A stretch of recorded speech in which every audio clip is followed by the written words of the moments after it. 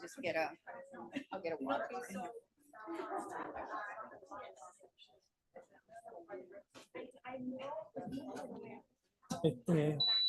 Walter, pero tú vas a coger algún tiempito, ¿no? You get a little time off in the summer or something?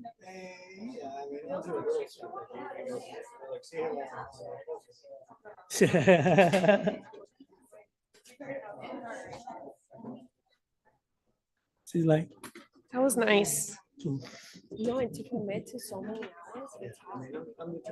They really need it to graduate. It's and the base in Bella, yeah. she needs 100 hours by the time she's senior year, if not.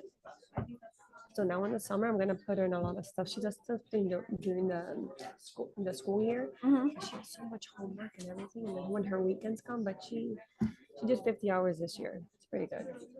But That's still a lot to It is a gather lot. to, I know. But for me, like when I was in high school, we didn't have to volunteer. But it's such so important. It really is because it is. And honestly, it instills a little bit of that. Maybe.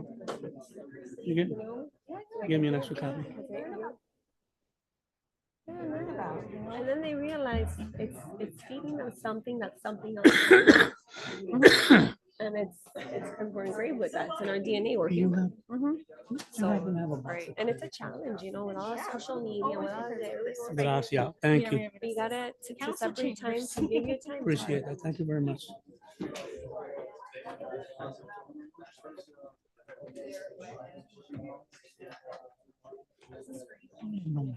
¿Cuál es el nombre de él? He's the retiring officer. He's a retiring officer, yes.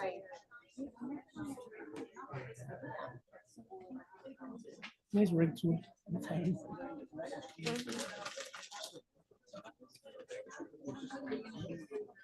Exactly. Because if not, no, and hers are very categorized, and then they have to go through approval process to school. And there's things that are like no, and No, I've even only though been here things are 15 based years. on the but guidelines they I've gave been us. traveling to the so school since the hard. 80s. There's like a portal, you Since log the in, it 80s. gets I think reviewed, I it remember gets the kicked beginning. back. Because my sister used to live And it here. was a Grand Union. It's Oh, goodness. It can't be going to work for somebody. It can't literally. Warriors. Do you remember when it was Grand Union before it was Piggly Wiggly? Oh, yeah. You didn't work at it when it was Grand Union. All those. Grand Onion, we used to call it. Yeah.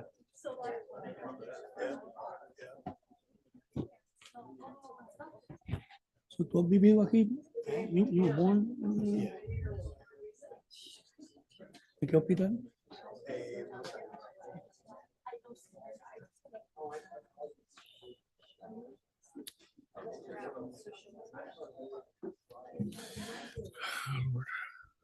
I gotta tell you.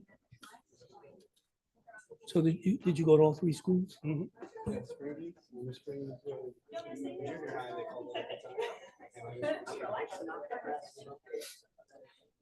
I taught and then the spring season. And then I came back as a reader for the spring season.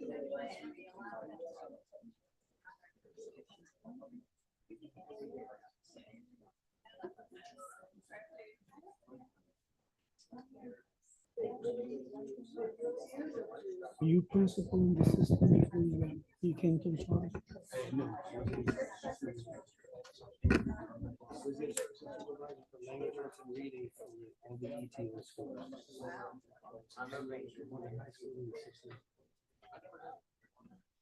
Eric, are we waiting on anyone?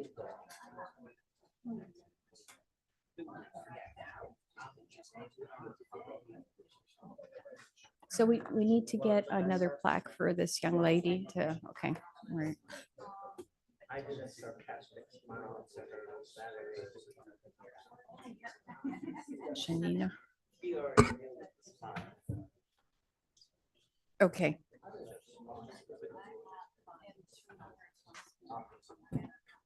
Okay.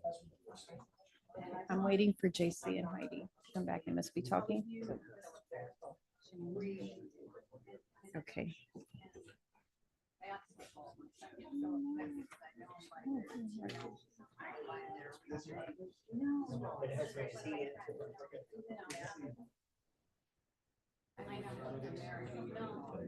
Okay, and then.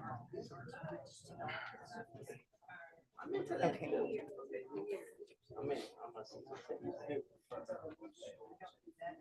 So.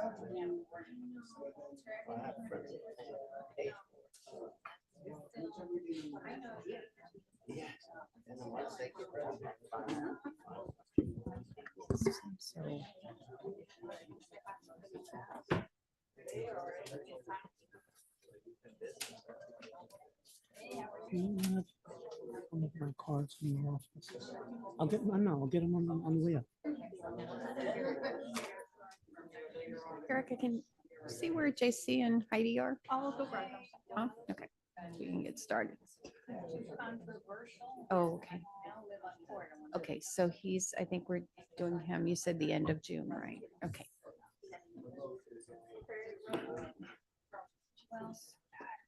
It just doesn't.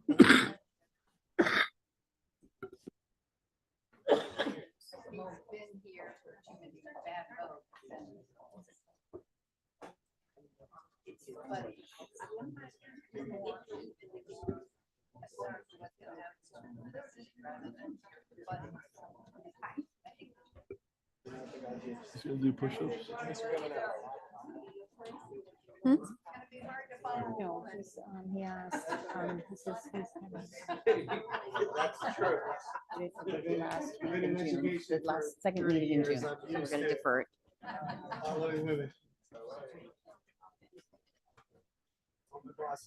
All my bosses have been me.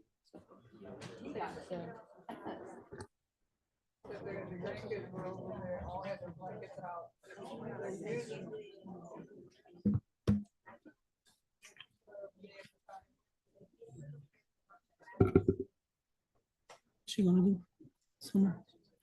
Does she have any activities planned? She'll be busy. Yeah.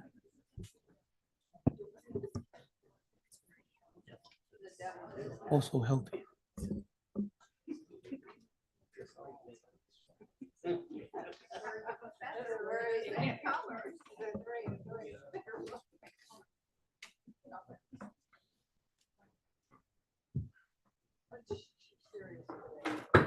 Call the roll, please. Mayor Mitchell, Here. Vice Mayor Fahet, Here. Councilman Santeen, Here. Councilwoman Bravo, Here. Councilman Vasquez. Here. There is a quorum present. Thank you. Please rise for the invocation by Vice Mayor Fahet.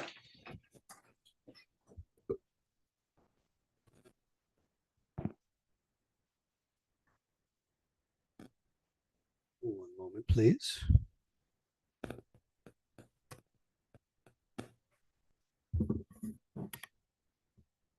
Okay, let us pray. We pray for the set forth before us this evening and ask that we be granted the ability to work together in harmony when there's honest disagreement and dissent.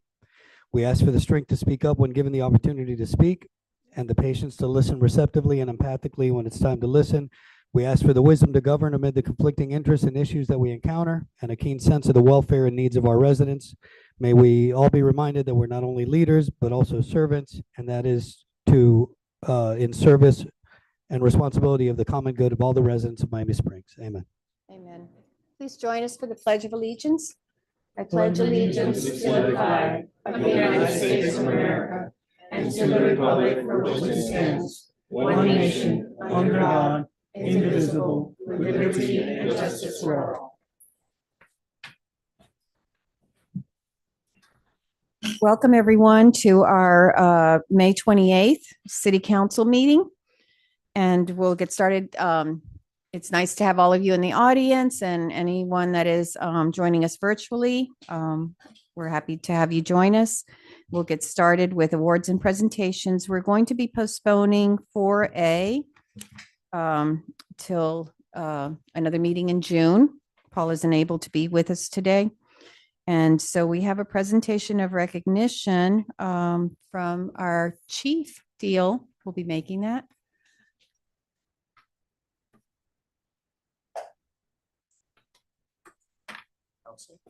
Good evening. Robert, center stage, please, sir. Please. Yes, sir. 25 and a half years. Robert Barrios, prior to starting with the Miami Springs Police Department, was a manager of Milam's Market for how many years? 11. So his dedication to this community is invaluable, or was invaluable, I should say. Detective Barrios started November 3rd, 1998. After several years on midnights, which I worked alongside him back then under the tutelage of Sergeant Randy Walker, Robert decided to move on to motors. How many years did you do on motors now? 8 now. He was one of our best motormen. Also one of the best motorcycle drivers I've ever seen. He then decided on moving along to an opening that came about in our detective bureau, where he excelled. And I mean, where the time has gone, I don't know. It's just amazing. But thank you for your dedication and everything you've done for the community and being the cop you were.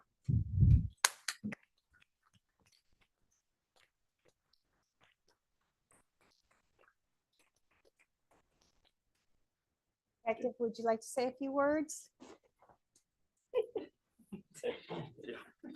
Everything about it.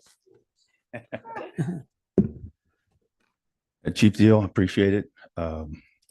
Very happy for have been given the opportunity to work and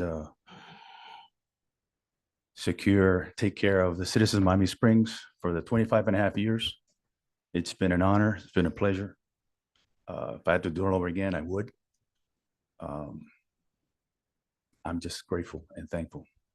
And like Captain Chief said, time has just gone by, but it's time. So with that said, more than appreciative and thankful. Thank you guys.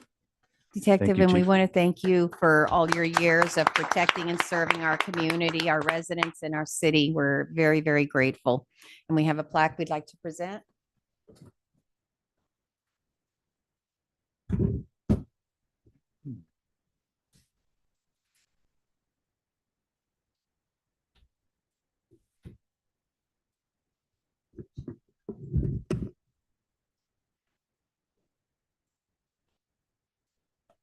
We have the citizens and the community of Miami Springs.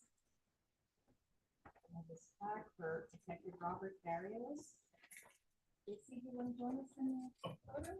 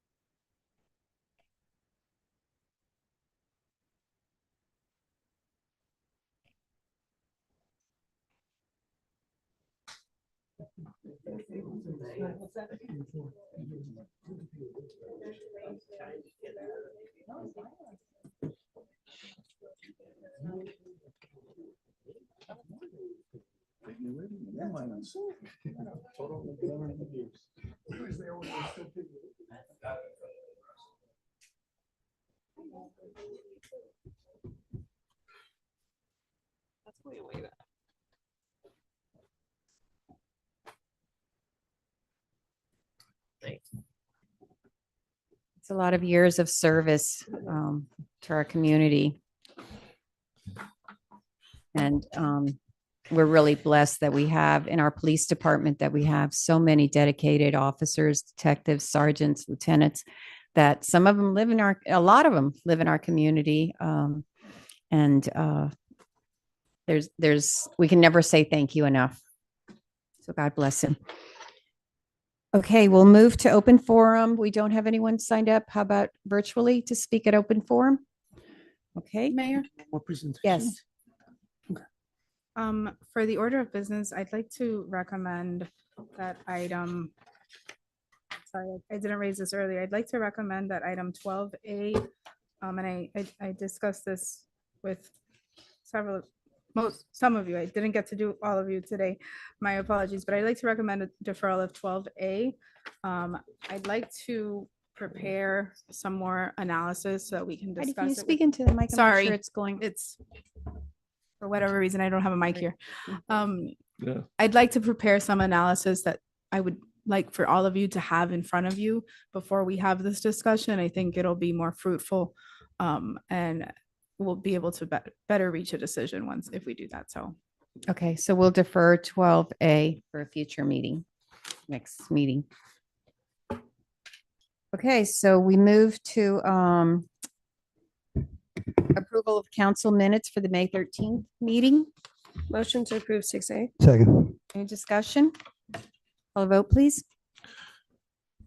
Vice Mayor Fahed, Yes. Councilman Santeen, Yes. Councilwoman Bravo, Yes. Councilman Vasquez, Yes. Mayor Mitchell. The Yes, motion carries. thank you. We move to reports from boards, and we have a request from member of the Educational Advisory Board, but we also have two members of the public that have signed up to speak, so I'll go ahead and let them come up and speak first. Come up to the podium, please, and please keep your comments to 3 minutes. Randy Emas?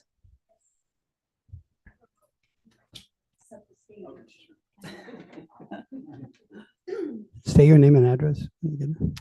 My name is Rick Roberts Kirchhoff. Oh, okay, so this is Rick Roberts. You're scheduled next. You're gonna.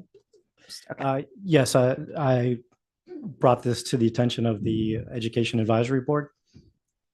Okay. Well, first, thank you to them for hearing this request, and to all of you. This has just been a great experience, kind of going through and meeting everyone. This is for Agenda 7A for the Isaac Academy crosswalk on Westward Drive and the cross street of Morningside Drive. And the topics we discussed, or that I wrote it up as, were for the activity this would immediately benefit was the morning drop-offs and after-school pickups, the after-school clubs, after-school care, special events during school hours and after school hours, and ADA considerations. I also supplied some research that I believe was passed on to this committee as far as high visibility crosswalk markings and some pedestrian signs. And my son is a student there. He's in the 3rd grade, and I have a young daughter who may go there as well one day. All right. Thank you so much. And then we have Randy Emas.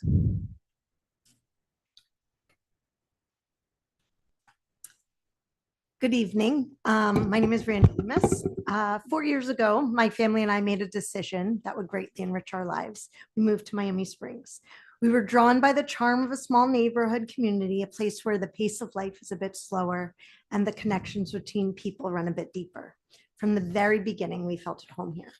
One of my greatest joys of living in Miami Springs is the simple daily ritual of walking my daughter to and from school to Isaac, accompanied by our puppy dog. Every morning, we say hello to the same friendly faces, and we watch the ducks and their ducklings, marveling how quickly they grow.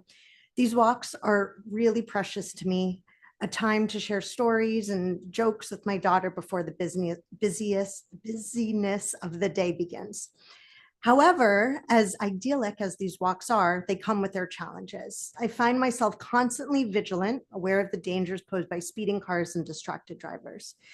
It's concerning how often drivers preoccupied by their phones or simply not paying attention fail to notice pedestrians.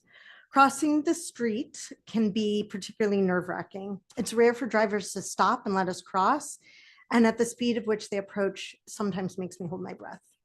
The situation is a stark reminder of the importance of community responsibility. And as residents, we need to look out for one another and ensure the safety of everyone, especially our children.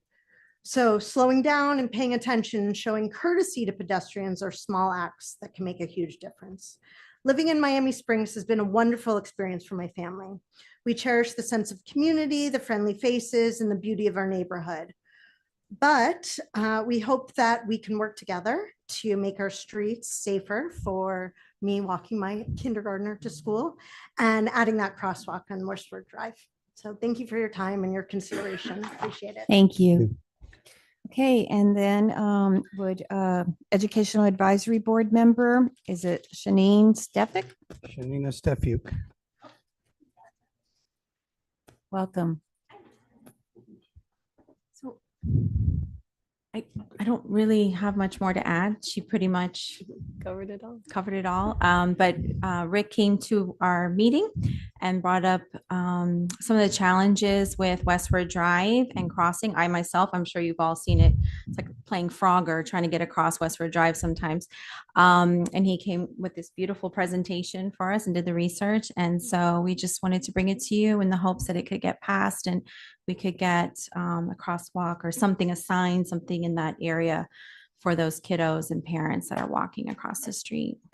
So the Educational Advisory Board is in favor. Yes, of we are in this. favor. Thank you. Yes, sir. Do it. Thank you. So one of the things that I discussed in my briefing, I think that it's a great idea. I think that we need to promote safety. The one thing that I did notice is that there isn't a school speed zone outside of the school or around the school. And so I mentioned in my briefing in preparation for this meeting that I'd be happy, at least from my point of view, I would be happy for us to do a crosswalk there, but I think that it would have to become a speed zone first. I don't want to encourage more pedestrian traffic when there isn't, when right now it's 25 and everybody knows that people going east on Westward, say where the ramps down from 30 to 25 in front of the Baptist church. So I am going to defer it to the city manager and staff, because I did say, I don't know what and it was kind of unclear. This was last Thursday. So since then, I'm sure we have more answers, but I was unclear about what the process is in order to create a school speed zone there. And then I think that once we have that, I would be happy to support putting a crosswalk there, because then it'll be safe and we want to promote that kind of safety and pedestrian traffic. Thank you. Councilwoman? Through the chair, I'd like to go ahead and make a motion to approve 7A. So whatever that comes with that in process to get to that point, whether it be additionally to the crosswalk, adding some what Councilman Vice Mayor's Can we hear from ahead, Ted. staff and see what they think?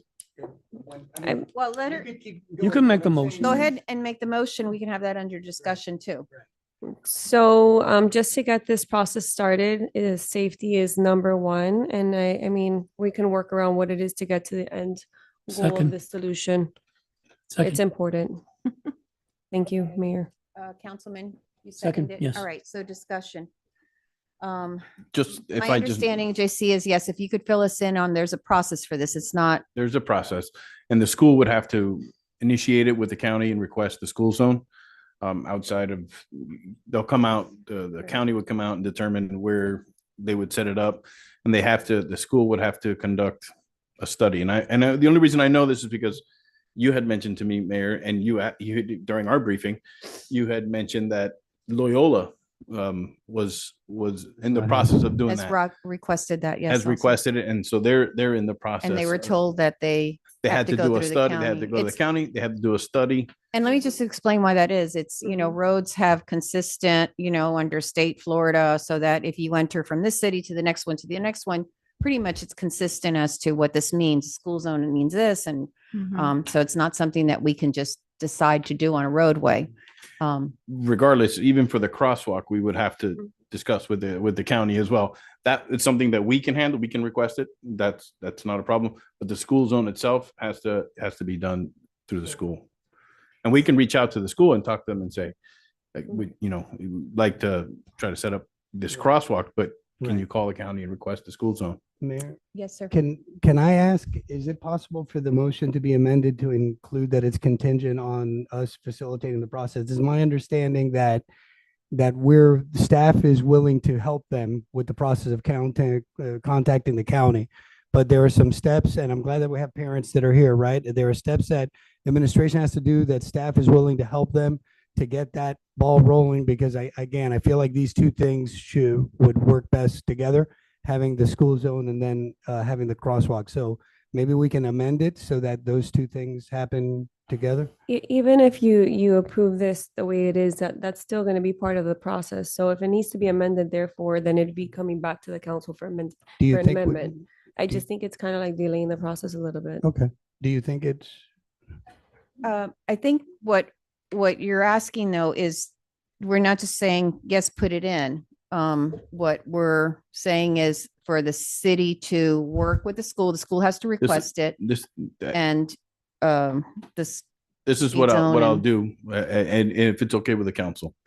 I'll initiate the process with the county for the crosswalk, separate and apart from the other issue. I will speak to the school, or have the chief reach out to the school, or both of us together, and ask them, hey, the council is requesting that you would explore this or get in, to do this as we explore the crosswalk. Once I get answers from the county as far as the crosswalk, how much it's going to cost or anything, obviously that'll come back before you. Exactly. So, okay. Okay, And and I'll and explore we'll throw both in the ends. other school also, assisting them. You mean as- Loyola? Yes, or you've already given them the information that what they're No. asking is not a crosswalk, what they're asking is the school The zone. school, they're asking for the Right, school so zone. that's through the county. Yeah, that they that's have through the it. county. Okay. And they're aware of that, I believe so. I haven't jumped into it, but they were communicated. that It was they have to- communicated with okay, that they needed right. certain. Mayor, if it Information. doesn't Yes, have sir. to be amended on the motion, that's fine. I just want to be clear that I don't think if and when, anytime you're dealing with the county, sometimes things can get delayed. If and when we're ready to put the crosswalk down, I would like for us to just ensure that the speed zone is already in place. Okay. I wouldn't want to put a crosswalk while it's still 4 lanes of 25 miles an hour that are kind of slowing down. So if we can just do it administratively that way, I just wanted to be clear that we're open to it. We just want to try to maximize safety. You got it. Thank you. And I think the members of the school that are here understand that there's a process that you have to initiate to request some of these things. And so the city manager will work with you to get there. All right. Any more I discussion? just, a point of clarification. I know most people don't see it, but you're absolutely right. 30 to 25 by Baptist Church, but right before you get to the circle, it's 20. So there is the signs there, but it's still not enough for a school zone, that's for sure. I mean, Yes, sir. basically what's been said already is, it goes hand to hand. So to me, as long as we're approving it with the intention to get the main thing, because at the end of the day, the crosswalk will help. Yeah, for sure. But the speeding it's just gonna be able to enforce it and get people to really be more conscious of it. Yeah. So, yeah, I'm all for it. Okay. Any further discussion? Call a vote, please. Vice Mayor Fahet, Yes. Councilman Santeen, Yes. Councilwoman Bravo, Yes. Councilman Vasquez. Yes. Mayor Mitchell. Yes. The motion carries. All right. Thank you. Thank you. Okay, so we move Thank you for to bringing this to our attention. agenda item 8, public hearing, and we have a ordinance, the first reading.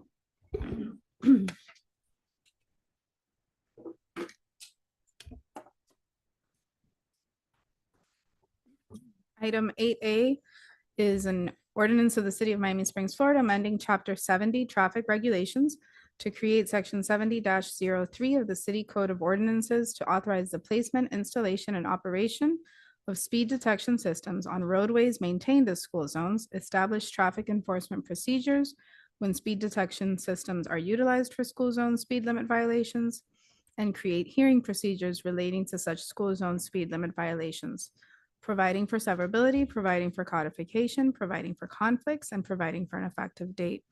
Mayor and Council, this is an ordinance on first reading. The chief is here, as is our colleague Roger Poe. Roger has been working with the chief on this ordinance for a few months now. So I know the chief will speak on a portion of this, specifically a study that was done with respect to speeding in school zones. But Roger is going to introduce the ordinance. I know all of you have had your briefings, but he'll share what the ordinance does. Roger, if you're online. Good evening, Mayor, members of the council. It's always nice to see you all. I wish I was there in person, but nevertheless, here I am. So this ordinance, I'll keep it very brief, accomplishes three main things, right? In June of 2023, the Florida legislature authorized municipalities and other local governments throughout the state to install speed detection systems within roadways that are designated as school zones in order to issue traffic citations for certain speeding violations. This ordinance is required under that House bill in order for us to actually go ahead and start installing speed detection systems in eligible school zones. So the very first thing that this ordinance does is actually authorize the placement and installation of those speed detection systems on the roadways by essentially having this council at a public hearing today review traffic data that was collected by our traffic consultant in order to justify, right, the installation of speed detection systems in our school zones that are eligible, essentially those school zones that constitute a heightened safety risk that warrants additional traffic enforcement measures. In addition to actually authorizing the installation of these speed detection systems based on that traffic data that you'll be reviewing shortly, it also establishes traffic enforcement procedures when our traffic enforcement officers do find, and our consultants in the future find that a school zone speeding violation has occurred through a speed detection system. And lastly, it creates a hearing procedure in the event that a speed detection system violation is issued and the person who receives the speeding violation desires to appeal it to our special magistrate. If there are no questions, that is a very brief summary, and I believe the chief will be giving you now an overview of the traffic data that will support your finding of which schools have roadways that constitute heightened safety risks. Thank you, Roger. Chief? Good evening again, council. Have you all reviewed the speed study summary? Yes, sir. Okay. The numbers that were captured in this 3-day study in a vast majority of the schools was mind-blowing. When you're looking at close to over 800 violations, people going 10 miles per hour over the speed limit, whether it be 10 miles per hour over the 15 mile per hour limit or the 30 mile per hour limit, the vast majority of these are during the 15 mile per hour time period. There's not a single school that does not have an issue. And this also includes the Montessori school, which is on Ludlam. It's actually one of the highest problematic areas. I'd recommended to Roger earlier in the week that the ordinance should contain all the schools. Main reason why is, and we've had it happen in the past, roadways get shut down, traffic gets detoured, and that can cause an area that maybe only has 100 violations in 3 days to now go up to 600-700. Your school is one of the most dangerous areas in the school, of all the schools. I'm sorry to hear that, but just like the red light camera, cops can't be everywhere. This is a force multiplier. There's also a side of this that if everything works out, these cameras will also be ALPRs, so automated license plate readers. So that, again, another force multiplier. Not the cameras themselves, there's actually a secondary camera. However, total of the critical locations where there was at least 250 or more violations, we have 11. Somewhat critical where there's between 150 and 250, we have 6. Down the road, those are going to be the areas where I highly recommend that there are speed detection cameras. Some of these, there may be in a stretch of roadway, 2 cameras, because as Vice Mayor knows, South Royal Point Sienna to LeBaron Drive is a very long stretch. So if you put a camera right at the beginning at South Royal and East Drive, it's not going to capture somebody that starts to speed as they get halfway down that road, reaching Eastward Drive. So that's why when I asked them to do this study to put out several cameras in certain areas, because we have several, the high school as well, Springview, very long stretches of roadway. And this was very telling, to say the least. And I thought it was a 5-day study. And then I realized it was a 3-day study, and I couldn't believe that these were the numbers we saw. Through the chair. Yes, ma'am. I've gone through the information myself, and actually I was pushing for the last item because I knew this was coming, and it goes hand in hand with the discussion that we just had. And now we have Chief saying that all schools would benefit from this traction. So I'm here to go ahead and motion to approve 8A. Second, Okay. Discussion? through the chair. Yes, sir. Chief, I got to tell you, I had to read this twice. It was unbelievable. I mean, I know we've had problems. I drive around the city like everyone else, and particularly those times, especially when my kids were in school. It was heart sinking to realize this, and so I'm glad the state has taken those steps, and I am 100% behind this. Every school, even the Montessori schools, wherever they are, we've got to do this, and as expeditiously as it can be done, given the way things work on how these processes go. So thank you again. Appreciate it. Thank you, Chief. Thank you.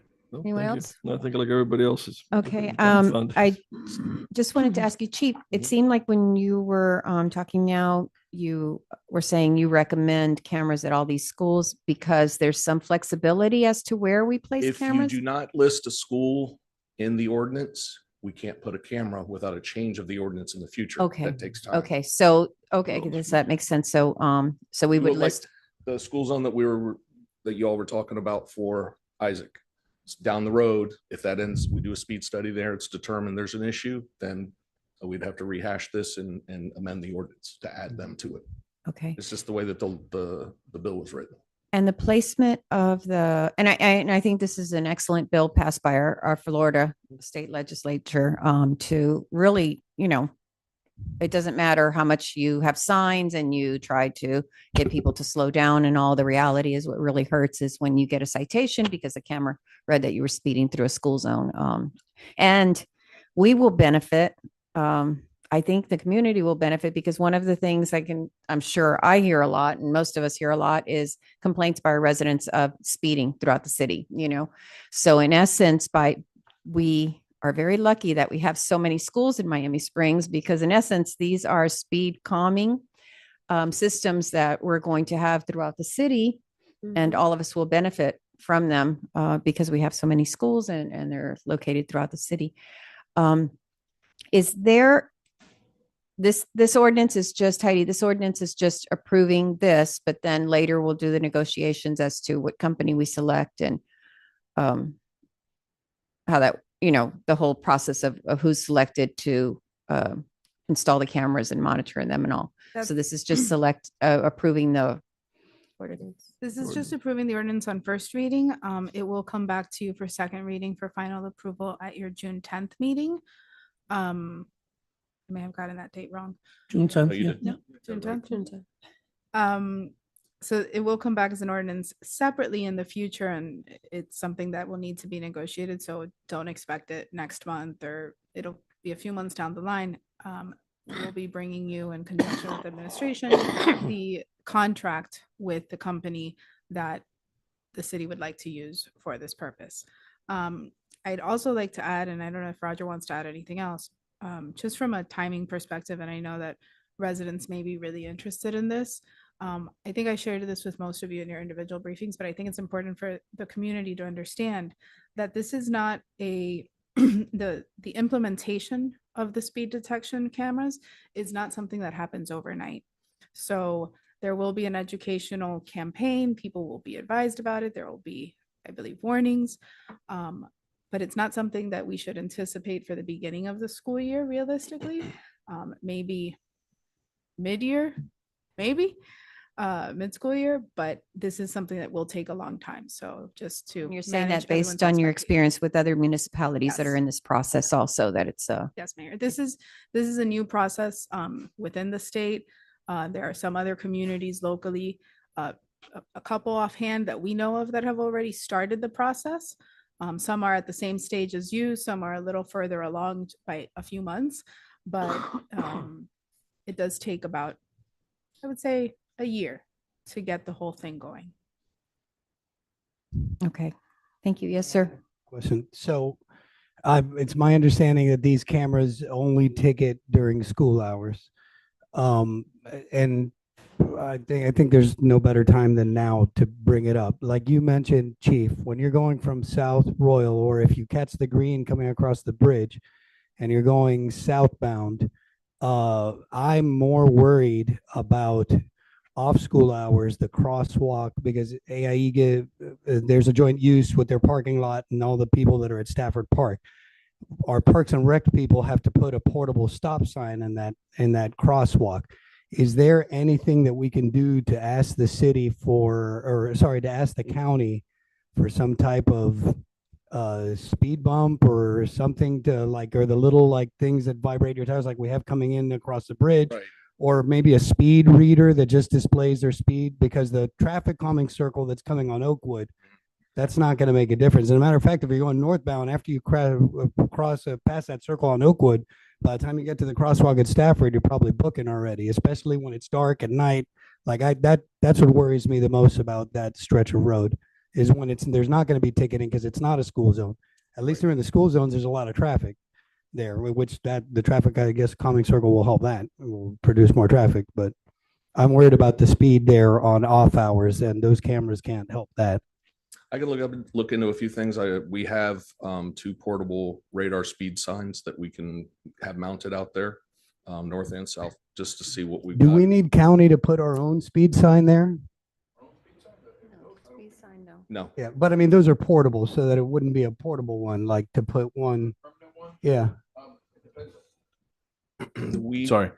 We Go- had purchased ones in the past. Like the ones we have in front of the rec.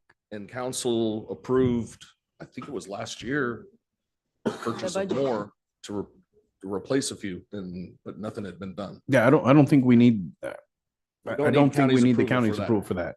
I We mean, were altering the roadway or speed bumps, yes, unfortunately, but that, the speed detecting machine, Yeah, the rumble strips, there's nothing that I'm sure, I think we're allowed to install those as well, because I think that's Public Works did that over there. No, county had to do that too. but the rumble strips, I but don't know e- how effective they if are. there's I mean, something we could do that we don't have to go through the county, I think that's probably the most dangerous stretch we got. Isn't there a pedestrian crossing There, their lights? there Are is. those and it's functional? Because I know they're broken half the not. time.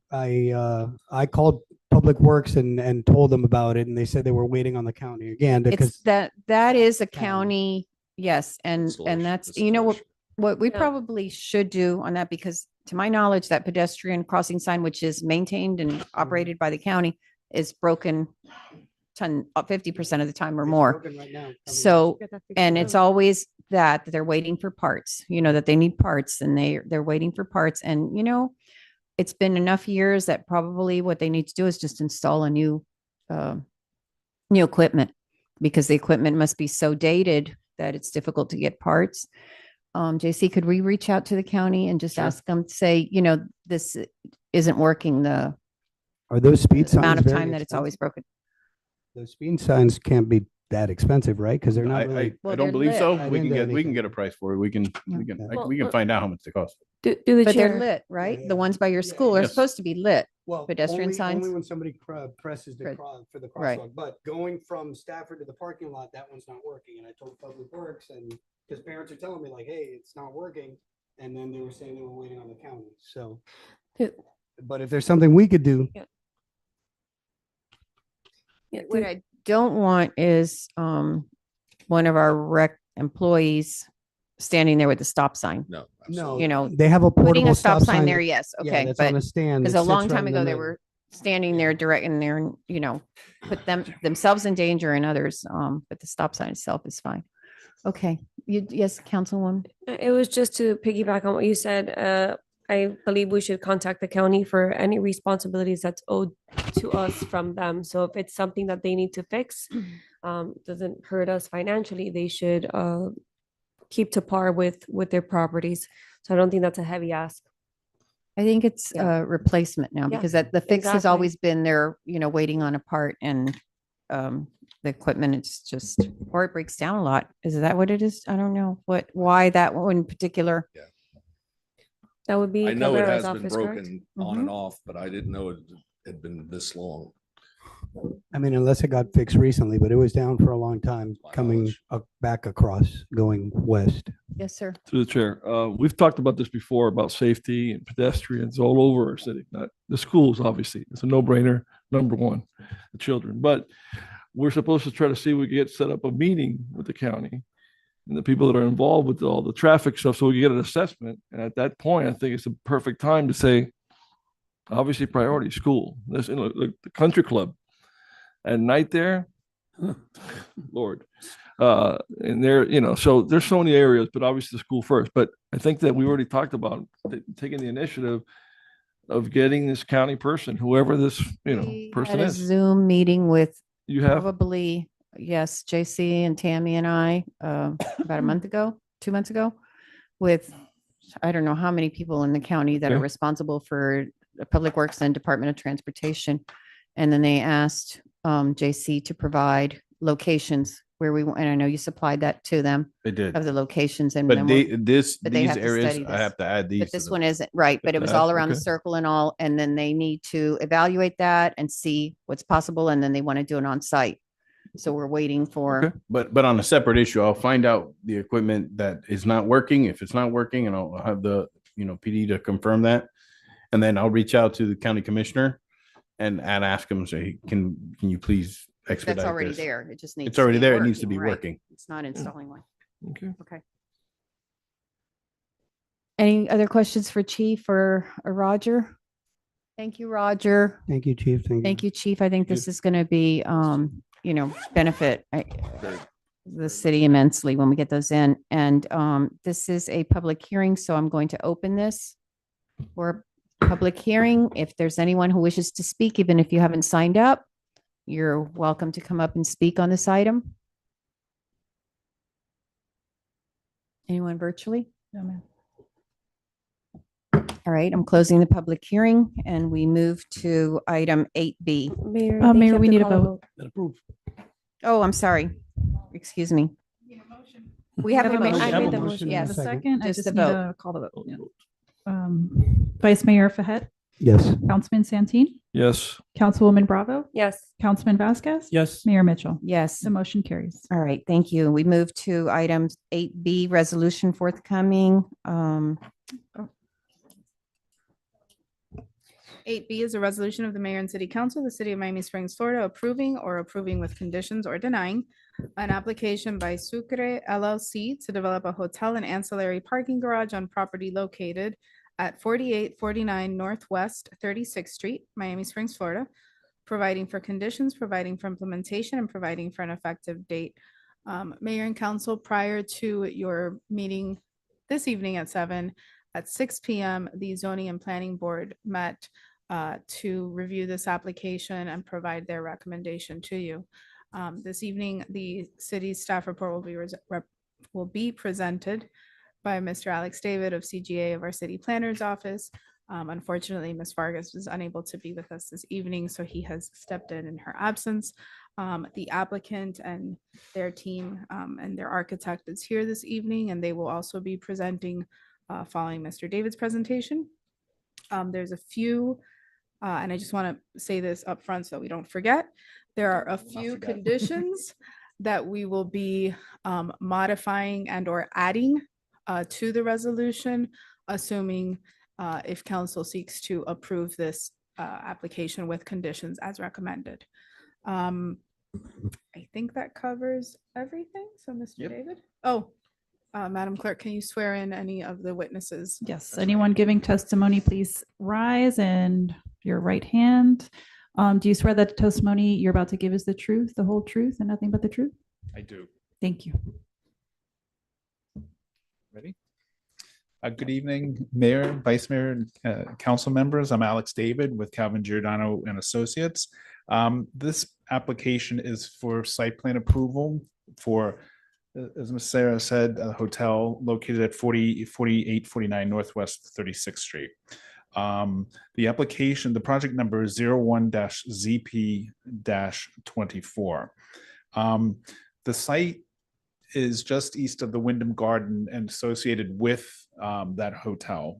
The parcels, there are 5 folio numbers, but 2 parcels, and as you see on page 2, they're kind of diagonal to each other. There's a northeast parcel and a southwest parcel. The total site area is 1.13 acres, or just over 49,000 square feet. The site is the land use designation of the parcels is Northwest 36th Street, and the zoning is also Northwest 36th Street, and they are currently vacant. And the southwest parcel is when it's a graveled parking area currently. And there are a couple corrections that I need to make as we go through the report. On page 3, when we talk about the northeast parcels, the north property, the properties to the north of this site are not Northwest 36th Street District. The future land use is single family and the zoning is R1C. So I just wanted to get that correction on the record. As I stated, this is 5 parcels in total. And again, the Wyndham is on the east, and in between the southwest parcel and the northeast parcel is a Circle K gas station. The proposal is for a new 6-story hotel on the southwest parcel and a subordinate 2-level parking garage on the northeast parcel adjacent to Manola Drive. The proposal is to have 132 hotel rooms or units, and they would be extended stay, and all the amenities that come with the hotel. The parking, the required parking is met, and they will have a surplus based on your code, which is 1 space for every 20 hotel rooms, the first 20, and then 1 for every 2 rooms after that. So they meet the requirements of your code. The parking lot, parking garage will only be accessed from Lavia Drive, not from Manola. So there's no exit and then ingress and egress onto Manola. The architectural style is streamlined, depression, modern. So when the architect will describe that a little further when he has his presentation. They also are proposing green walls along on the hotel building on the west and north elevations. We reviewed the zoning district regulations for the Northwest 36th Street district. They do meet all setbacks. The height, the maximum height is to the roof slab is 72 feet 8 inches, and the top of the parapet 76 feet. And that is well within the maximum allowance of 120 feet. The total number of parking spaces is, as I said, it meets your code, and the total number is 119. They have the required loading space for the project. There's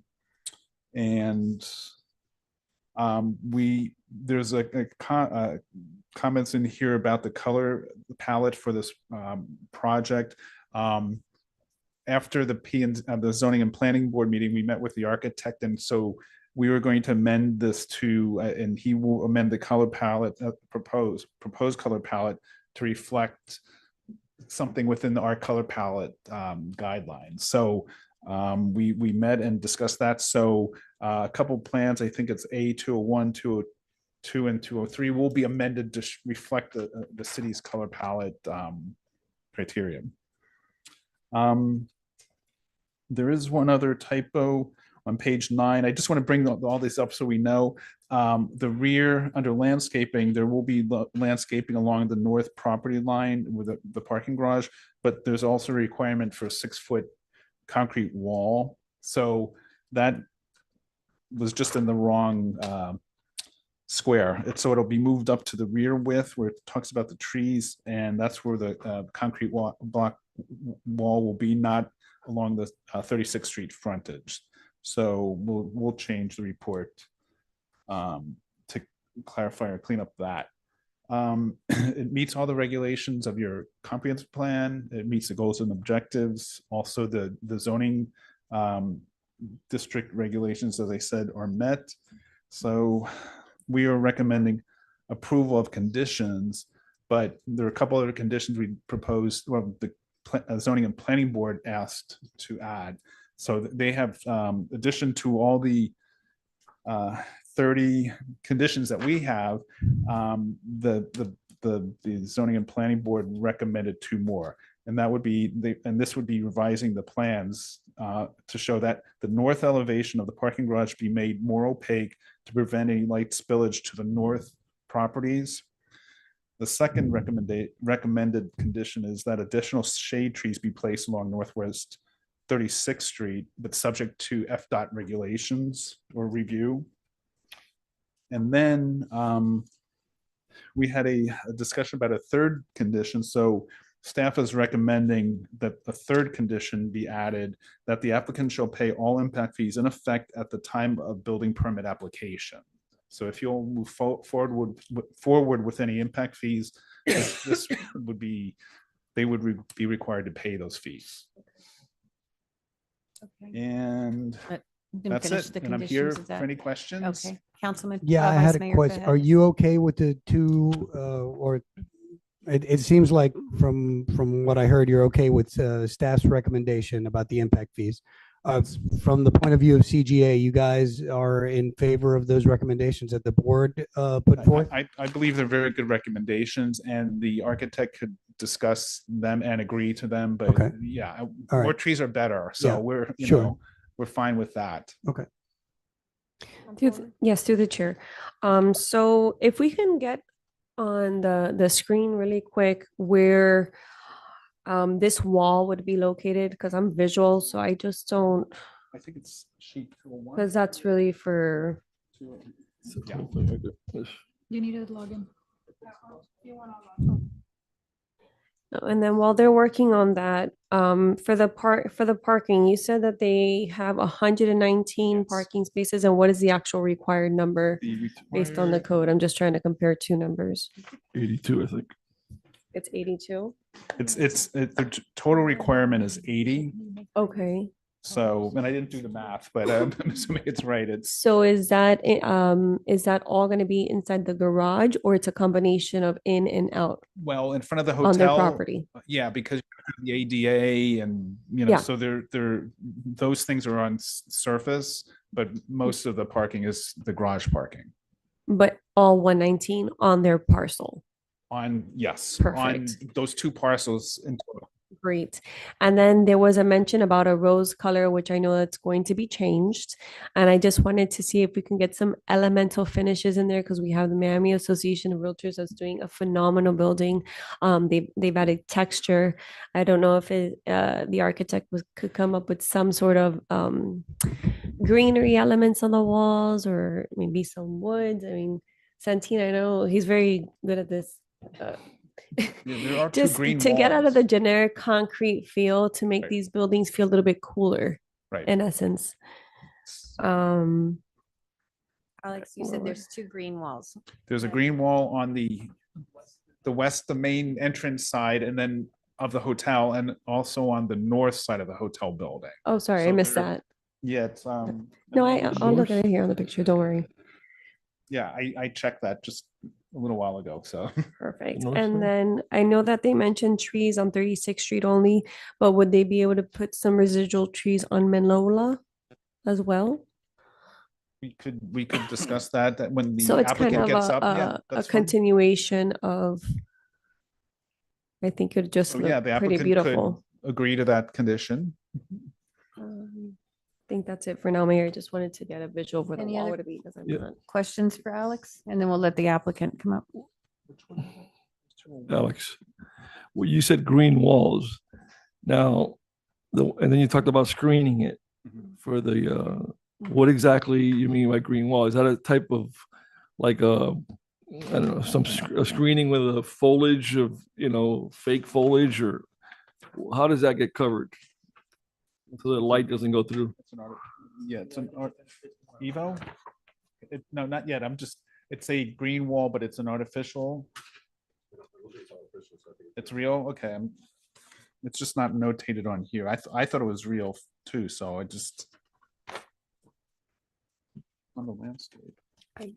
We can have that question then also Okay. for And the then applicant when he comes up. another thing that I like to, they've been, it's understatement. I don't think our calls are there from the Wyndham Garden as often as are the rest of our beautiful motels and hotels in our town.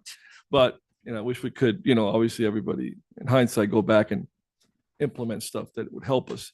But I think, security cameras, I would like to see that, whether just the outskirts of the garage, definitely in the parking areas. I mean, that added feature does help, deter a little bit. It's just like proper lighting. So I'd like to see some type of, if there was. There is a condition. Okay. Let's see if it meets with the approval. The applicant shall install street lighting and security cameras on Manola Drive on the east side of the parking garage in a manner consistent with city standards. We could expand it, or if that's satisfactory. So Manola. Right, the east, garage. right behind the Circle K, the garage. Yeah, I mean, how much area, I have to see let's see where you have. I'd like to see it on the parking area, any area that you have kind of open. Yeah, so we could, the Michelle street lighting. we should- It's basically around the parking garage, I Right, think. around the perimeter of the property. I mean, for Yeah. the safety of the people that are going to be staying there, and both for. Okay, let me just, are we talking about cameras? Yep. Or lighting? Cameras, cameras, I think lighting, there's already there. Right, so we could, add, just say around the perimeter. Yeah. And I'm sure the applicant is agreeing to this, but I just want to make sure for the record that these new conditions are something Right, that they would no. agree to. Right. Evo, yeah? Well, yeah, Okay. I'm gonna list them and I'll show you, then you'll Okay. agree to them. One of the things for me that I'd like to make sure we address is adequate lighting in the parking garage, and this is kind of like a balancing act because you're near a residential area. So we want to make sure that there's adequate lighting. And I know sometimes the requirements for lighting, say for a parking area are minimal. I'd like to encourage to put in good lighting. However, because we're in residential area, it has to be done in a way that doesn't impact the residents immediately next to you. And one of the things that I know we've discussed, that I know the Planning and Zoning Committee discussed, was the opaque, the wall. And I think I was at the meeting, so my understanding is that is a wall Yeah. between the, But for the the most parking part, garage yes, facing yes. toward the north, Yep. toward the residents. But lighting on the outside of the walls, we had a project, I don't know if it was last year, 2 years ago or something, where the developers were placing lights on the outside walls to provide secure lighting, to improve the lighting in the area, make it more secure. However, those lights were impacting the residents, the houses right next to them, because you've got, what is the parking garage, 2 stories? 2. And then you've got a single family home. So it has to be done. What I'd like to, I guess, make a condition would be that any lighting that is put in on the property doesn't negatively impact residents. And there's ways to do it. It can be directed, a certain kind of lighting, whatever, but that Right. we And- because that they had to redo all their lighting that they had already planned to put in with very good planning of, of providing secure lighting for the area. But we want to make sure that you're thinking about the residents and Right, and what we're adding conditions as we go, but there's something called a photometric plan, and I would advise that we add that as a condition that the applicant provide a photometric plan, and what that shows is that there's no light spillage over the Okay. property line. Okay. So And again, we want you to have good lighting for your area, for security, for aesthetics, for just, but making sure that. so photometric plan will show that. Okay, that'd be Good. great. Anything else? Any other questions for Alex, for Heidi? Okay, so we'll hear from the applicant. And everything. And while the applicant's architect is coming up, I did want to make mention of, at the prior hearing with the zoning and planning board, we talked a little bit about the applicants. There was a request for a variance on the city's color palette. And as I mentioned at that meeting, we're bifurcating that issue. So tonight, the only thing that you are considering is the site plan. If the applicant chooses to move forward with the variance, and I'm using the word if for a reason, if they choose to move forward with the variance, then that variance would be heard by the Board of Adjustment and then the city council, and a decision would be made at that point. So tonight, the color palette is not being considered. There's not a variance being considered tonight. You're simply approving these, you would simply be considering for approval the site plan. And I do want to point out that, and I was just looking quickly, sheet A203 mentions the colors that are going to be used. So if this site plan is approved, I would recommend that that sheet be updated. Thank you. So pages A201, 202, and 203 to be updated to eliminate those colors and provide that they would be in accordance with the city's color palette. If that needs to be changed at some point in the future by variance, then we'll address it at that point. But for now, I don't want anyone to think that if you approve it tonight with the set of documents that you have in front of you, that it would be with those colors. It would be adjusted to provide that the colors will be in accordance with the city's color palette. And they have the option of requesting a variance later if they Correct. wanted to. Okay.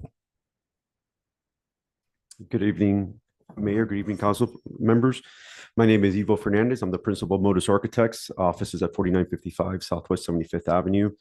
We have the pleasure of being back here in front of you guys for a second project. We were the architects on the Wyndham Gardens many years ago. I think it was a very successful project and a great ownership, take care of their properties. You can see they've done a great job.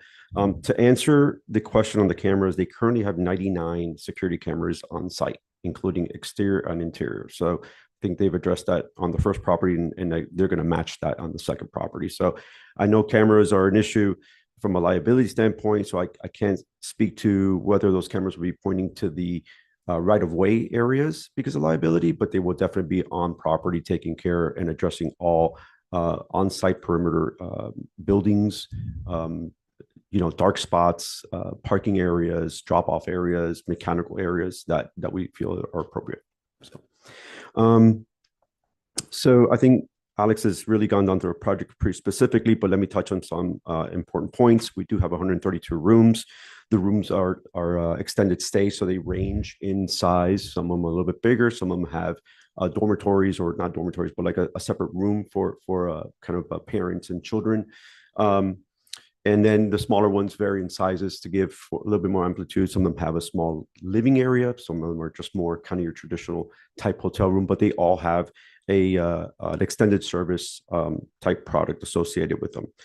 Parking has been is an issue in every city. So we have provided the minimum required parking, and I'm just to clarify for the record, it's 88 parking spaces are required, and we have 119, providing 31 surplus spaces. So we're not just providing 1 or 2 extra spaces, we're providing a substantial amount, 25% more than what's required. And I think in many municipalities, you'll see the argument that customers are using more rideshare systems. Doesn't matter. when there's peak, it's peak. And when everybody shows up at the same time and there's no ride sharing, there's cars everywhere. So this is an important matter for these folks. And given the fact that it's so close to a residential neighborhood, it's even more important. So I think they've wanted to address that with the board. I can walk you through the basic overall floor plan. The Wyndham Garden has what we call an extended portico share system that comes out of the main building. This one has an incorporated portico share. So we're coming in off of the main drive that with the Wyndham Garden to the west, and then the new product to the east. You'll see that there isn't a driveway immediately as you enter, and that's where the drop off occurs. Cars come in through that covered area. They drop off there, and then they extend. They continue through some handicap parking spaces, which were required to have them immediately adjacent to the front door. I'm Yes. sorry to interrupt you. Through the chair, Mayor, can we have the image of the rendering? Is quite beautiful, just so we can have a viewing of Sure. the entry Yes, of yes, the. yes, of course. Do I have control? Oh, okay. Okay. Thank you, Heidi. Well, you don't want to see details of handicap parking spaces? No, it's just No, so I'm kidding, that I'm what you're kidding. talking No, I about, know, I people know. understand. No, there was another one. The main, that's just a cover sheet. Yeah. You have to go all the way down to the end, I think. Yeah, mine. Yeah. Yeah. Okay.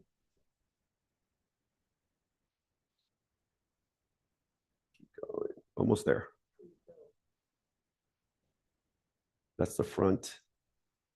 And then if you continue down, you'll see a few other images. So just overall floor plans, ground floor. This is we'll be piggybacking off of some of the services at the Wyndham. So the ground floor really is limited to a fitness center, a co-working space, reception and lobby, back of house. There's 5 units, ADA units on the ground floor. And then our offices and administrative areas with our drop-off area. Level 2 through 5 are kind of a standard units. It's 27 units per level. And then when we get to level 6, it's 19 units per level. And that's because we have combined some units to create the larger, more extended service type units. So let's get into the architecture. So I'm a history buff. I love Miami architecture. I actually have a pretty large collection of antique postcards of all the municipalities of Miami. So I get, when I dive into some of the neighborhoods, some of the older neighborhoods of Miami, I'm a true believer in staying true to the architecture. I live in Westchester, so we have a lot of the 50s architecture in our neighborhood, and we actually many of our residents, older residents, were airport employees. So we have a lot of the same vibe that Miami Springs has. So when we went in to look at the architecture, we looked at taking Streamline Modern, which is commonly referred to as Miami Modern. And Miami Modern played a big role in all of the beach. It played in Miami Springs. Little bits in here or there, Coral Gables didn't want to see anything modern, but it popped itself up in many different places. So what we want to do is pay homage to that. We wanted to pay homage to the fact that the airport's across the way, but bring some of the history back, right? We're losing a lot of the architecture along 36th Street, a lot of the older buildings being torn down. And so what we wanted to bring was something that paid homage to it without making it literal, right? We didn't want to be Disney World or not, So we looked at a building that really focused on the horizontality. It focused on the aerodynamic type geometries of the buildings in subtle and very elegant ways. I think you'll see even at the very top, the parapet just comes to a very slow descent at the end, almost like the wing of an airplane. But again, I'm only throwing these words out there for you to put perspective to it, but we're not intended for it to be a literal architecture, right? Or forms. So everything really has to do with that modern. We wanted to try to really true to that. So when Councilwoman, when you mentioned wood, we could incorporate some wood. It's not part of the modern Streamline Modern color palette or material palette. So it would conflict a little bit on that. But there are other materials that we can incorporate. I think if we could do some coral stone, I think that was very popular during Miami Modern. You'll see that we played with some of the elements on the walls. There was a lot of tonality changes in the buildings. Like if you remember, the Eden Rock had a lot of tonality changes. So if you can switch to a couple other renderings, you'll see like in the corner, right, what would have been just a typical stairwell element is now becomes a little feature element. And that's where we had that rose gold color came into effect. And in the previous presentation to the zoning, planning and zoning board, it was sad because our team inadvertently called it, it's a 4-inch little stripe. If you see that little pink stripe in the middle between the grays, Yes. that's where our rose gold was. So it really, but we found colors within the modern the Streamline Modern palette that the city already has. We found colors that are very similar to those colors. So we're just going to swap them for those same colors. And the pilot house in blue, could that be switched out to maybe some like a bronze or a Sure, silver where the light is coming out absolutely. from behind the letters? It's something Yes, more yeah. elegant. Because that Absolutely, looks kinda absolutely. like- That we did, like, again, that was almost like a placeholder Yeah. because they're working on the marketing and the graphics of it. So we're just going to piggyback and we'll put it in. But yeah, to your point, yes, absolutely, we like can the definitely do blue that. element, like the lighting element from behind the letters, so Mhm. it emphasizes, but it's not coming through the actual letter, like Correct. Yeah, plastic. we could do reverse channel letters. And it Something lets nice. it gives you a glow That's at a nice night. building. Yeah, absolutely, absolutely. Yeah, we didn't get into the graphics and the signage just yet, but yeah, absolutely. I think the graphics and the signage will stay true to the Miami Modern. Absolutely, yeah. And then the garage. So garage really, again, garages tend to be something an afterthought. We wanted to bring the architecture into the garage to match the building. So when you're looking at them, they're almost at an angle. It's not, you don't see it in this rendering, but they're kind of an angle, like in perspective. They're one's like serves as a background to the other. So when you see these horizontal lines, you'll pick up the horizontality of the garage as well in the back. So they're talking to each other the whole time. There's no conflict between architecture between the two. And then on the ground floor, if they keep going, see, you see what I'm saying? So in the back, you'll see the kind of same architectural element from the building to the garage. In the previous meeting, we did discuss the rear wall. So let me discuss the rear wall. So there is a 6-foot high privacy wall. Let's call it a privacy wall separating the residential neighborhood from the commercial property. We have a buffer landscaping, and then the rear wall of that garage is completely opaque. So there is actually, if you look at the rendering, if you go to the elevation, whoever's controlling the elevations. No, go up to the elevation. Yeah, sorry. Yeah. A little bit more. It's in the shoes, right? Right, you're almost there.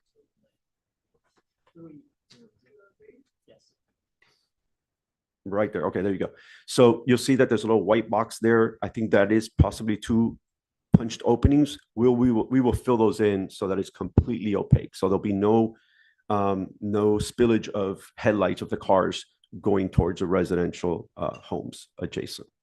Then on the sides, that's where we have the architectural elements, the horizontal pill-shaped openings to allow for ventilation of the garage and minimize any kind of mechanical ventilation, which creates a lot more noise in itself. With regards to the green wall, now if you go back to the rendering again, sorry, to the 900s, I found where the green walls are. So our green walls were really in the porte cochere area underneath. So if you get to that first, right there, zoom in if you can. There you go. So we're trying to create a very nice, subtle, soft effect at ground level. Not only will you drive into this, but you also see that from the adjacent perimeter road. And that's my presentation. Thank you so much for your time. Very pretty. Any questions or comments? Okay, on the wall to the residence, can you have something like that in the back of it? Yeah, actually we could. So we did a project behind Baptist Hospital. There's a 3-story medical office building modern there on 87th and 94th.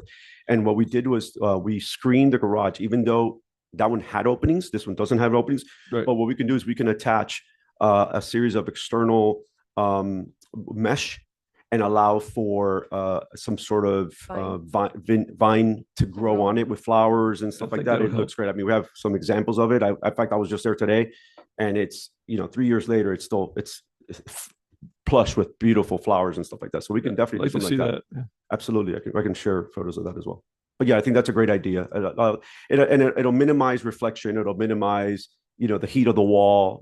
Creating more heat along that backside. So we could proffer that as well. Any other questions, comments? I think it looks great. I think the building, the design of it the Miami Modern, what did you call it?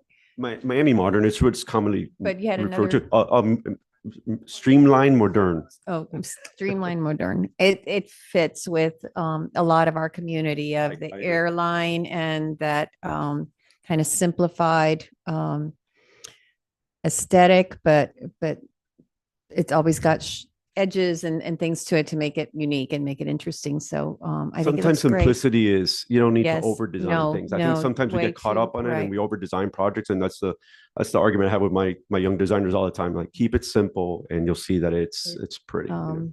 Draws your attention to the details that you have. Two questions. One is the roof Yes. area. Mhm. Is there anything happening on the roof? No. Okay, so it's No rooftop gardens, no. curious. The other thing is the hotel that you have now, the Wyndham Gardens. It's a really nice hotel.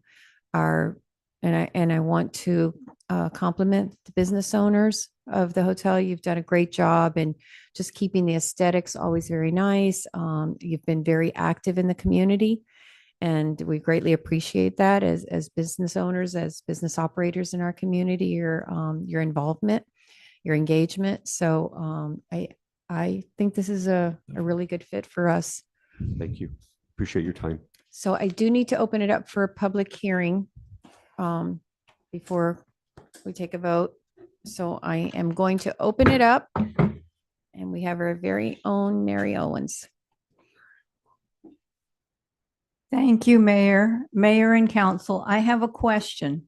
Extended stay parking requirements, are they the same exact as regular hotels? Because in extended stays, you know that families come and people come and they usually have cars.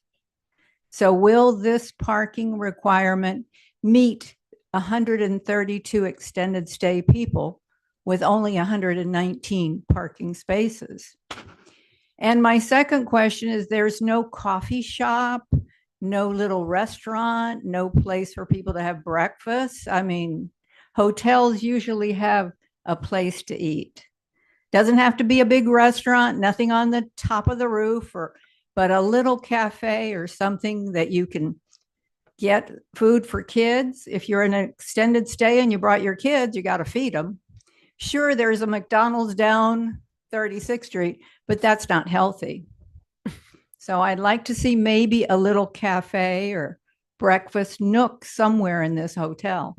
And maybe the residents could go there and enjoy a meal too. Thank you. Thank you. Anyone else wish to speak?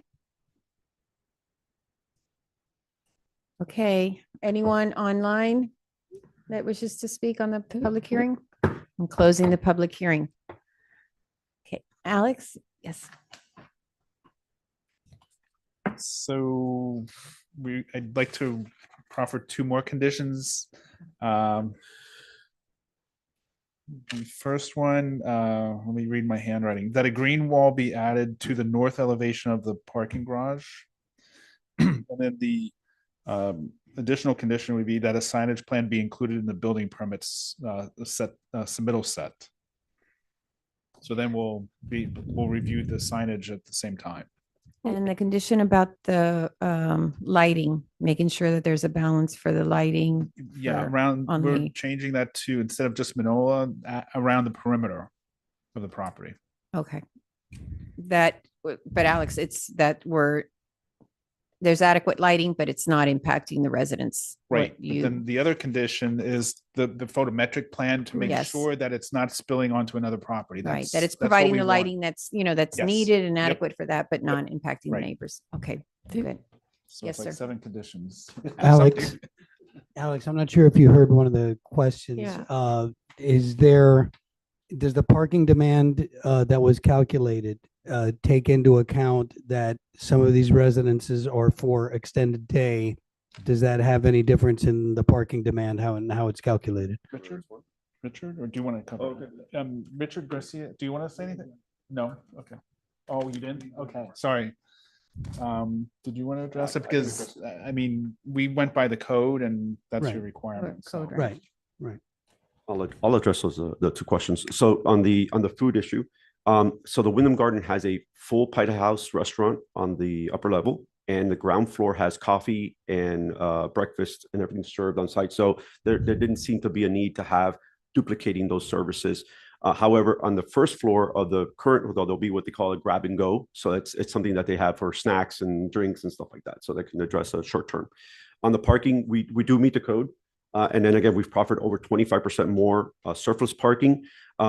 It is very unusual to have a hotel at 100% max capacity. Most hotels are running about 80%. So if you take that number, you deduct that from the units, we're at about 119 parking spaces. If we were at full and everybody had a car, right? And nowadays there are user card sharing. The main hotel has a bus that picks up people at the hotel. So a lot of them will use the shuttle service. They don't even have to have a car. Through the chair. Now that I have you here, so the people staying, your transient members, will they have assigned parking, whether regardless if it's extended stay or not? Like they get a decal so that you can control, I guess what she's trying to say is control the parking instead of just. I've never seen where there's assigned parking for a hotel type In product, but there Orlando, is they a have it everywhere. valet. But there is a valet Yeah. service, and they usually control everything after hours. So maybe if it's a visitor, it gets valeted. And then if it's not, then they get an assigned decal during their that could be an stay. op- So it yeah, could that be could be an a option. regulated, more regulated situation because I don't want to have people going and using your parking and they're not even staying in your hotel. So Right, it's right, kind yeah, of like yeah, a back and forth. yeah, absolutely. And that could happen, right? There's a lot of other Absolutely, stuff, for sure, other especially- businesses around on the strip there. So. No, and now we're going to be in our futures to change the charter and it's going to be a lot more appealing, a lot more desirable. And if businesses don't have those controlled, then I can see how they're going to use your parking spaces Absolutely. for sure. Absolutely. Any other questions? All right, we need a motion on this. Motion. Do you want to make a motion, sir? You're gonna second that motion? You're going to second Well, the you're motion? gonna Or is there a motion on this, is what I should say. I make a motion to approve 8B, I'll second that. The site plan. site plan approval as presented by Alex. David? And with the With- conditions. with the With the conditions. conditions with presented. Six, I just counted. How Let me many? Count again. 1, 2, 3, 4, 6 additional conditions. Okay, so to approve site plan with 6 additional conditions. To be clear, it's the conditions that are already in your package plus the 6 new conditions. Just So it will be a total of 36. Okay, so site plan with 36 conditions. Approve. Okay. Motion. I'll second You that. second? All right, any more discussion? All the 36. All right, call the vote, please. That's Yeah. right. Vice Mayor Fahet, Yes. Councilman Santeen, Yes. Councilwoman Bravo, Yes. Councilman Vasquez, Yes. Mayor Mitchell. Yes, The motion carries. thank you. Good job. Okay, we move Thank you. to 9, ABC consent agenda. Does anyone have an item that they want to pull out for discussion from these? Through the chair, Yes, sir. motion to approve consent agendas 9A, B, and C. Second. Any discussion? Call a vote, please. Vice Mayor Fahet. Yes. Councilman Santeen, Yes. Councilwoman Bravo, Yes. Councilman Vasquez. Yes. Mayor Mitchell. Yes. The motion carries. Okay, we move to, we're deferring item 12A to the next meeting. So we move to reports and recommendations from our esteemed city attorney. no reports this evening, Mayor. Okay, city manager? Yes, Mayor. I did want to announce today that after 24 years, our Public Works Director, Laz Garaboa, has retired. And so after 25 years of hard work, all working his way up, just wanted to thank him and wish him well. On some good news, the $500,000 community project funding request that we made for the federal government to Mario Diaz-Balart's office has been recommended for funding by Congressman Diaz-Balart. So I'm told that it's just about a done deal, as he is a senior member of Congress, and I'm very hopeful that come September or towards the end of this year, it will be official. So I can budget for that for the upcoming year. And that's for the upgrade of the police fleet. Let's see here. For the next meeting, I'll have a proposal for the impact fee study. I want to have that at the next meeting. And then lastly, I'll be attending the Florida City and County Managers Association Conference tomorrow through Friday up in Orlando. But I need those credits, if you will, that education for my recertification, my ICM-ACM, the Credential Manager Designation. So I get half of my credits there and then half at the other conference later on. So thank you. Thank you, JC. Tammy? Okay, so we'll start with the Vice Mayor. Just again, happy that we were able to get a number of things done and happy to be able to recognize wonderful young people. And we got lots and lots of stuff to do. So I'm happy that we're trying to tackle things. Start on that end, Councilman Santeen. Same, it's always encouraging to see such smart and students and especially residents of our community. And also it's exciting. I mean, today to see the first site plan approval of a project that I hope to kind of ignite more interest to this beautiful community we have. So it was exciting to see it. I think they did a great job with the aesthetics and the architecture. And so looking forward to it. All right, Councilwoman. Congratulations again to the Silver Knight nominees. That was really nice and rewarding to see them in person. And it's my first time giving them a plaque. So that was rewarding for me as well. Thank you, JC, for getting back to us on the $500,000 police fleet, which is semi-approved. So that's nice now that budget is right around the corner. Here, I had a question when we were talking about 8A on the traffic regulations.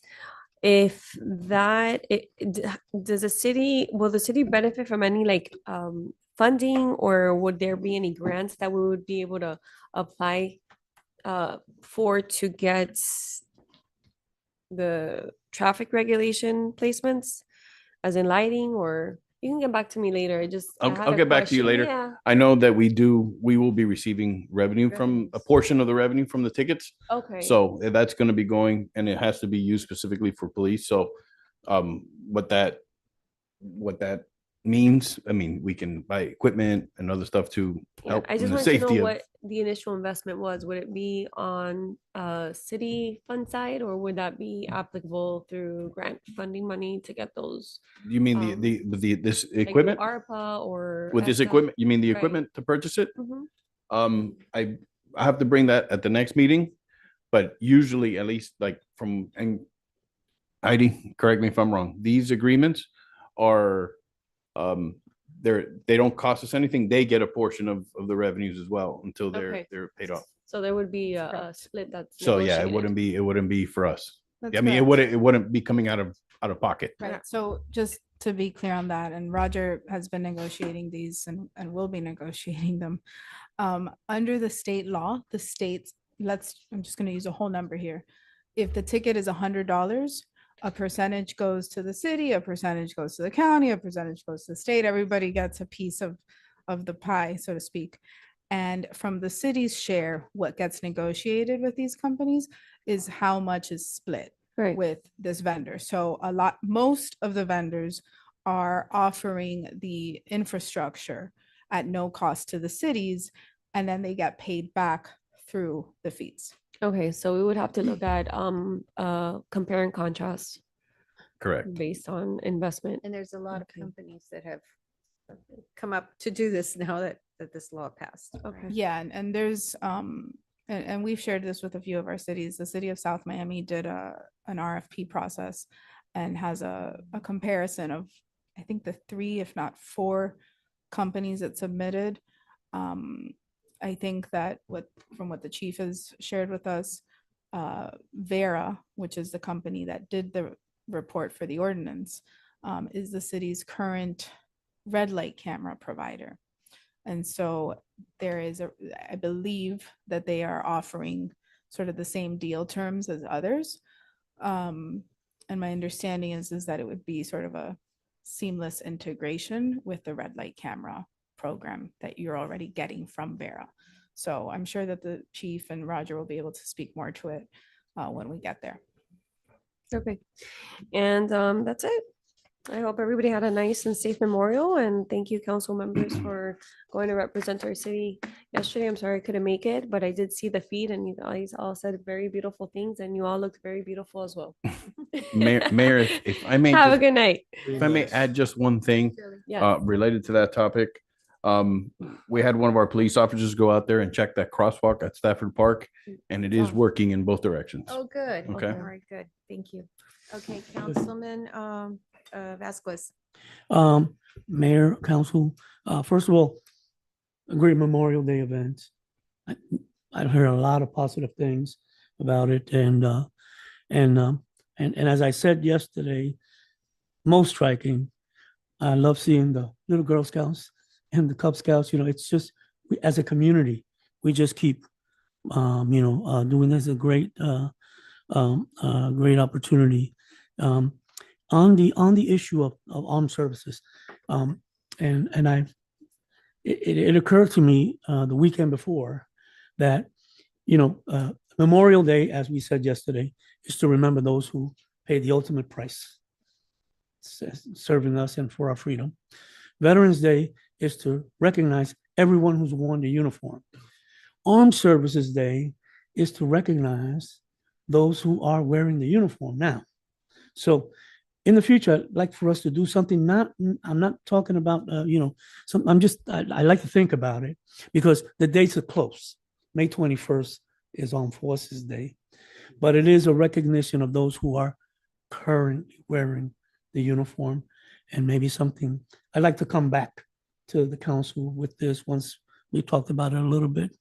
And then there was a suggestion someone gave me, last week, and I talked to JC a little bit, and it's just too tight a frame, but some communities do something to just say congratulations to all the graduates of Miami Springs, maybe a couple of signs around the circle.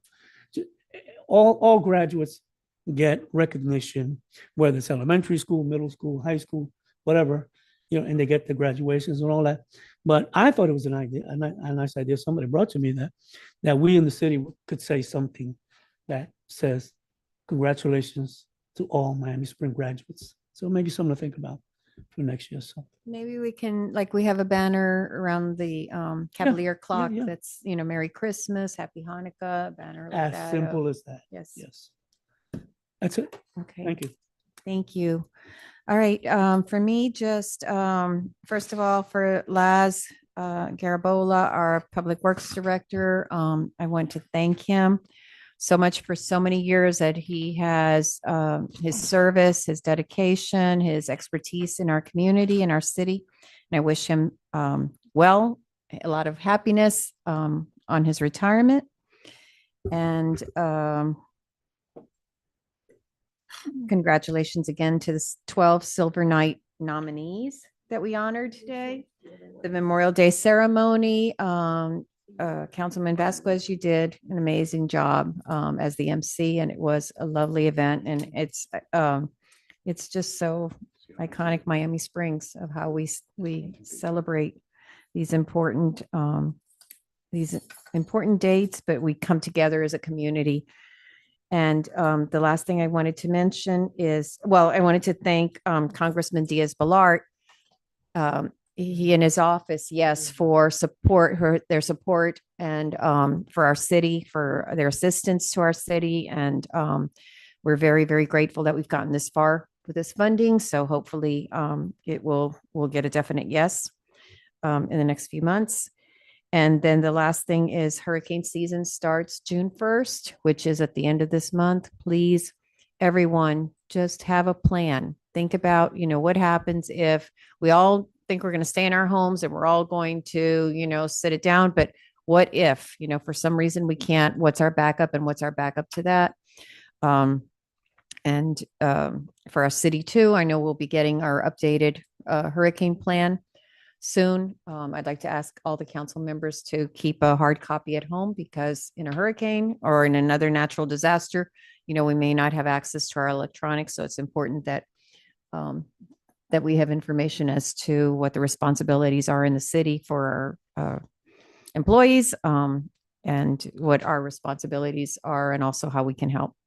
So with that, everyone have a good evening, and this meeting is adjourned. Thank you, Mayor.